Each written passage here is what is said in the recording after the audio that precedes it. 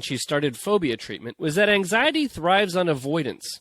The more you try to avoid what scares you, the stronger the anxiety becomes. That concept forms the basis of exposure therapy, which can make you an effective way of overcoming clinical fears.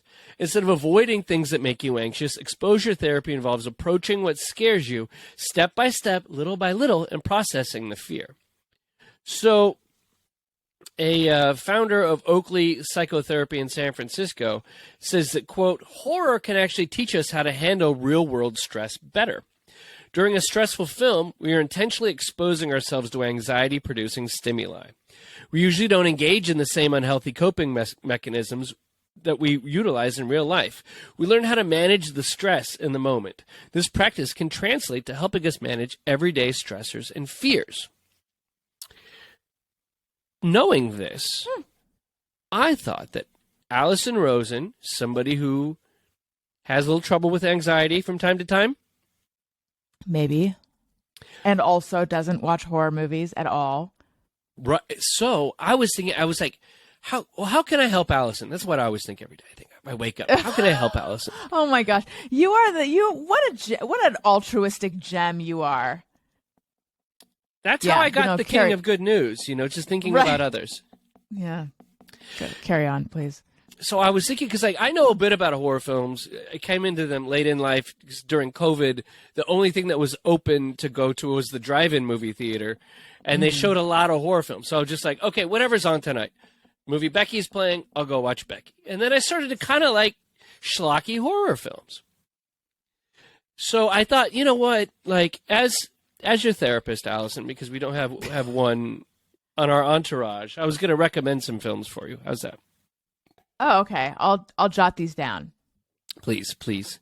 The first one we've talked about on the show before, and it's called Fresh. And that was about the cannibal that like eats the chick from where the crawdads sing. Right, and that has Sebastian Stan, and I'm sort of attracted to him. So, sort of. I can't decide if I am, but that at least offers me like something to think about aside from my fear. Right, yeah, so maybe we can write that one down. Okay. Another one, because I came up with 5, so like you could do like one week, like Monday you'd watch Fresh. Tuesday, it's called Wendy Ate My Face. And I have a dog named Wendy and a friend named Wendy. Yeah. Well, it's actually about a dog that's a King Charles Spaniel. Okay, that's weird. Yeah, yeah. And that's a little close to home. Yeah, it eats the whole family. And oh my gosh. It starts with the face. Okay. So, I've never heard of that one. That's so surprise. Family has like 2 young boys and the thing. The Wednesday. Weird. I've never heard of that one. Okay. Yeah. Okay. Wednesday. So weird. Is a movie called The Burbank Strangler. Oh, well, This is really close. These are just random ones, or these are ones that you chose for me? Well, these are ones personally that I've enjoyed watching. Okay. Burbank Strangler. This guy, and he strangles podcasters that live in Burbank. Oh my gosh. Yeah. So that's so specific. The thing is, when you have headphones on, you can't hear him. You can't hear him. So he comes right in, and he gets behind, and then he just starts strangling, and you scream. And the problem is, everybody watching you is like on Zoom or whatever. So they're like, "Oh my God, somebody help her!" And then there's nothing they could do. So it's very frightening. And then they think, "Is he coming for me? Am I in Burbank?" Great film. Wow. Thursday. That sounds really scary, though. Yeah, we have Thursday and then Friday. Is a movie called Daniel Killed Me in My Sleep. Oh, wow. Daniel Killed Me in My Sleep. Yeah, yeah. And, again, it's just, my husband's name is Daniel. Yeah. It just seems really, really scary. Like it might really scare me. So, like, she's asleep, and this guy seems like a nice guy. Seems nice, and then while she's asleep, he chops her up into little pieces. Oh, my God. Yeah. And is there any indication that he might be mean? Nothing at all. Actually, it's quite the opposite. Oh, my God. And the thing is, these are all part of the same, I guess, cinematic universe, where then he feeds the woman to the King Charles Spaniel. Oh my God. Yeah. But wait, is the same woman different woman than, obviously it's a different woman than the one whose dog ate her face, or who was a podcaster. She's not a podcaster. I don't remember that part. I don't remember her job. I think her job isn't really an important part of the story. I don't know that this is gonna. Okay, go ahead. I just don't know that this is gonna help me with my anxiety. I feel like it might create more anxiety.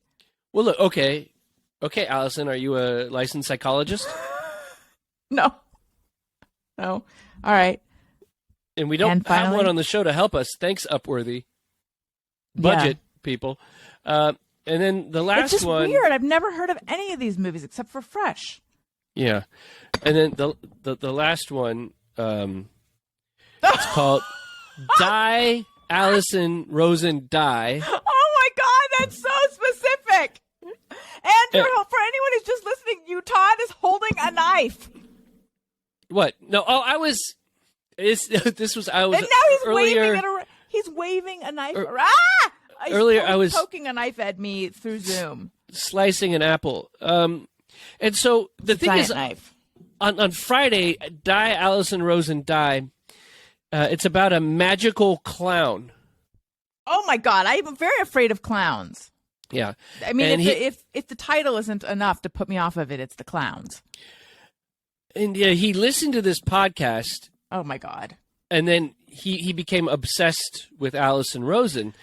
Just hearing about it is scary. I know, it's like an obsessed fan kind of thing. That's also a clown, and so she. The problem is she begins kind of questioning everybody around her in life and goes, "Are you the clown? Are you the clown?" Like she's waiting in line somewhere at the Jersey Mike's, and the person behind me is like, "Is this the clown? I don't know." Like she looks at her husband and is like, "Is he the clown?" And children everywhere, everybody could possibly, coworkers, podcasts, co-hosts, everything could possibly be the clown. So this drives her to commit suicide. Oh my God! Sorry, spoiler alert. This is so dark. Well, no, yeah. The thing is, sometimes when I watch a scary movie, I like to know the synopsis ahead of time. So I actually appreciate that. But yeah, I don't know, Todd. I don't know. I don't know if I can watch Fresh, Wendy Ate My Face, The Burbank Strangler, Daniel Killed Me in My Sleep, and Die, Alison Rosen Die. I don't think I get that this is all supposed to help me with my anxiety, but I just don't know. And also, for the listeners out there who knew about these movies, why didn't you tell me? I love movies with Cavalier King Charles Spaniels.